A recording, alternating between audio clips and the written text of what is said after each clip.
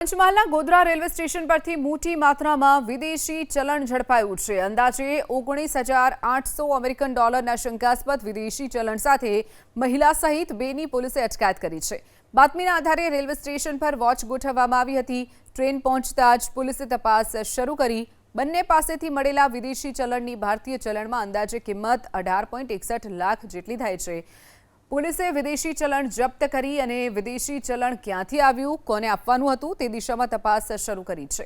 ચલણ ઝડપાયું છે। અંદાજે 19,800 અમેરિકન ડોલરના શંકાસ્પદ વિદેશી ચલણ સાથે મહિલા સહિત બેની પોલીસે અટકાયત કરી છે।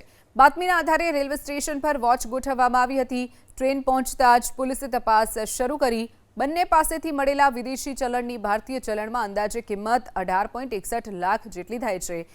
પોલીસે વિદેશી ચલણ જપ્ત કરી અને વિદેશી ચલણ ક્યાંથી આવ્યું, કોને આપવાનું હતું તે દિશામાં તપાસ શરૂ કરી છે।